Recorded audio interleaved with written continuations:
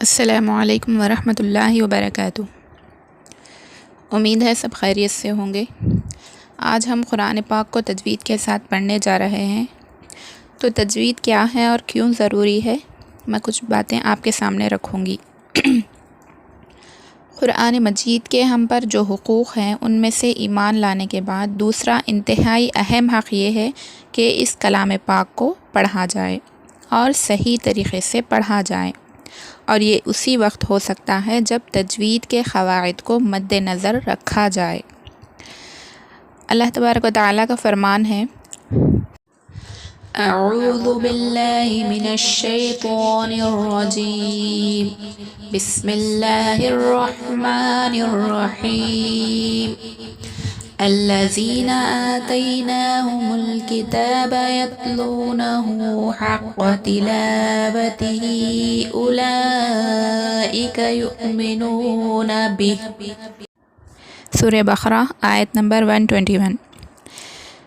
اس کا ترجمہ یہ ہے، جن لوگوں کو ہم نے کتاب دی ہے وہ اس کی اس طرح تلاوت کرتے ہیں جس طرح اس کی تلاوت کا حق ہے، یہ لوگ اس پر ایمان بھی رکھتے ہیں۔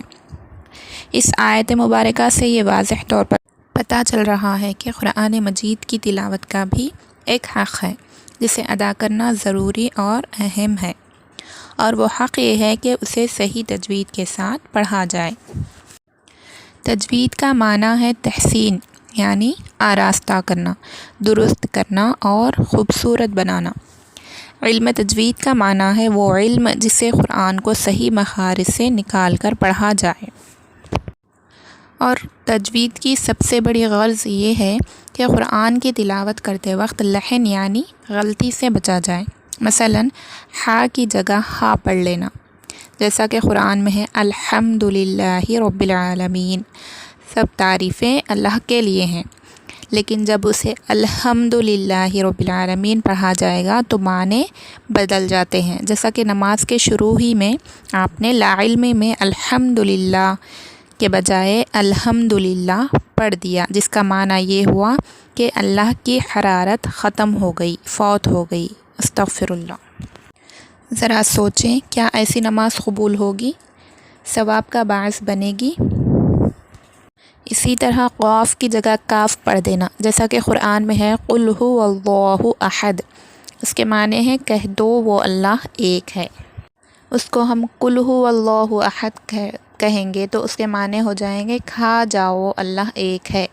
قل کے معنی آتے ہیں کہہ دیجئے، اور کل کے معنی آتے ہیں کھانا۔ اسی طرح علیم کو علیمن پڑھا جاتا ہے، عین کی جگہ الف پڑھا جاتا ہے، اور علیم کے معنی ہے خوب جاننے والا، جبکہ علیمن کے معنی ہے دردناک۔ یہ چند غلطیاں بطور مثال میں نے عرض کی ہیں جنہیں لحن جلی کہا جاتا ہے، اور یہ حرام اور کبیرہ گناہ ہے، لہٰذا غلطی بڑی ہو یا چھوٹی قرآن کو ہر طرح کی غلطی سے بچ کر پڑھنا چاہیے، اور یہی تجوید کی غرض ہے جسے ہم سیکھنے چلے ہیں انشاءاللہ، اور ہم سب پر اس کا سیکھنا فرض بھی ہے۔ تو سب سے پہلے ہے تختی نمبر 1، مفردات۔ مفردات کہتے ہیں الگ الگ حروف کو۔ یہ حروف کل ملا کے 29 ہیں، 29 ہیں، جو تمام تعلیم کی بنیاد اور جڑ ہیں۔ تو چلیے شروع کرتے ہیں۔ اعوذ باللہ من الشیطان الرجیم، بسم اللہ الرحمن الرحیم، رب یسر ولا تعسر وتمم بالخیر وبک نستعین یا فتاح رب زدنی علما۔ اور اس کا ترجمہ ہے، اے رب آسانی فرما، مشکل نہ فرما، اور خیر و عافیت سے مکمل فرما، اے میرے رب مجھے علم زیادہ دے۔ تو سب سے پہلے ہے الف۔ الف، اس کو ہم جلدی پڑھیں گے، اور یہ منہ کے خالی حصے سے ادا ہوتا ہے، اس کا کوئی مخرج نہیں ہے۔ اس کے بعد ہے با۔ با دونوں ہونٹوں کے گیلے حصے سے ادا ہوتا ہے، مطلب ہمارے جو ہونٹ ہیں ان کے جو اندر کا حصہ ہے جو ہمیشہ گیلا رہتا ہے، اوپر کا ہونٹ اور نیچے کا ہونٹ مل کر ادا ہوتا ہے با۔ با با، اور تا ادا ہوتا ہے تا، زبان کی نوک جو ہے وہ سامنے کے جو دونوں اوپر والے دونوں دانت ہوتے ہیں اس کی جڑ کو لگائیں گے تو ادا ہوگا تا، تا، اور تا کو پتلا پڑھیں گے تا، تا۔ اس کے بعد ہے سا، سا، سا جو ہے زبان کی نوک کو سامنے کے دونوں دانتوں کے کنارے کو لگانے سے سا ادا ہوتا ہے۔ کنارہ یعنی دانت کا نیچے والا حصہ جو ہوتا ہے، اور زبان کی نوک تھوڑی سی باہر نکلے گی، سا، سا، ہلکے سے ادا ہوگا سا۔ اس کے بعد جیم جو ہے زبان کے بیچ والے حصے سے ادا ہوتا ہے، جیم، جیم، اور ہا ادا ہوتا ہے حلق کے بیچ والے حصے سے۔ حلق کے 3 حصے ہوتے ہیں، اس کے بیچ والے حصے سے جو ہے ہا ادا ہوتا ہے، ہا، ہا۔ اس کے بعد ہے خو، خو، خو ادا ہوتا ہے حلق کے ابتدائی حصے سے، شروع حصے سے خو ادا ہوتا ہے، اس کو تھوڑا موٹا بھی پڑھیں گے، خو۔ اس کے بعد ہے دال، دال، دال جو ہے زبان کی نوک کو سامنے کے دونوں دانتوں کی جڑ میں لگانے سے ادا ہوتا ہے دال۔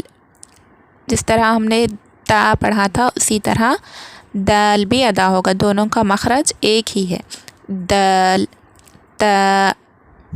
اس کے بعد ہے ذال، ذال، ذال جو ہے زبان کی نوک کو دونوں دانتوں کے کنارے کو لگانے سے ادا ہوتا ہے، جیسا کہ ہم نے سا پڑھا تھا ہلکے سے، اسی طرح ذال کو بھی ادا کریں گے۔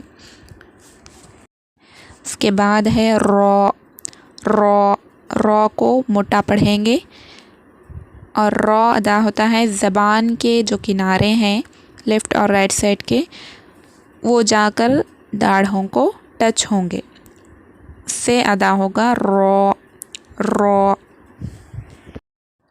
اس کے بعد ہے زا، زا، زا جو ہے زبان کی نوک کو نیچے کے دونوں دانتوں کی جڑ میں لگانے سے ادا ہوتا ہے زا، مطلب پورا جڑ میں نہیں لگائیں گے، بس تھوڑا سا ٹچ کریں گے۔ اور ذال، ذال اور زا میں بہت فرق ہے، ذال کو ہلکے سے ادا کریں گے اور زا کو تھوڑا سختی سے ادا کریں گے۔ بہت سے لوگ ان دونوں کو سیم پڑھتے ہیں، تو اس سے جو ہے معنی میں تبدیلی ہو جاتی ہے، ایسے نہیں پڑھنا چاہیے، ذال کو ہلکے سے پڑھیں گے اور زا کو سختی سے پڑھیں گے۔ اس کے بعد ہے سین، سین، سین کا مخرج ہے زبان کی نوک کو نیچے کے دونوں دانتوں کی جڑ میں لگانے سے ادا ہوتا ہے، سین۔ جیسے ہم نے ابھی زا کا مخرج پڑھا تھا اسی طرح سین کا بھی مخرج ہے، دونوں کا مخرج جو ہے سیم ہے، اور اس کو سین کو جب ہم ادا کریں گے تو تھوڑی سیٹی کی جیسی آواز آئے گی، سین۔ اور شین کا مخرج ہے زبان کے بیچ کے حصے سے شین ادا ہوتا ہے، جیسے کہ جیم کا مخرج تھا، جیم کو ہم نے پڑھا تھا، اسی طرح شین کو بھی ادا کریں گے۔ اس کے بعد فواد کی ادائیگی میں جو ہے زبان کی نوک کو سامنے والے جو دونوں دانت ہوتے ہیں اس کے کناروں سے، نیچے کناروں سے مضبوطی سے لگا کر اور زبان کے پچھلے حصے کو اوپر تالو کی طرف بلند کرتے ہوئے موٹا اور سیٹی کی آواز میں فواد پڑھیں گے۔ امید ہے کہ آج کا سبق آپ لوگوں کو اچھے سے سمجھ میں آ گیا ہوگا، تو اس کے بعد جو ہے واد کے مخرج کو ہم کل پڑھیں گے انشاءاللہ۔ السلام علیکم ورحمۃ اللہ وبرکاتہ۔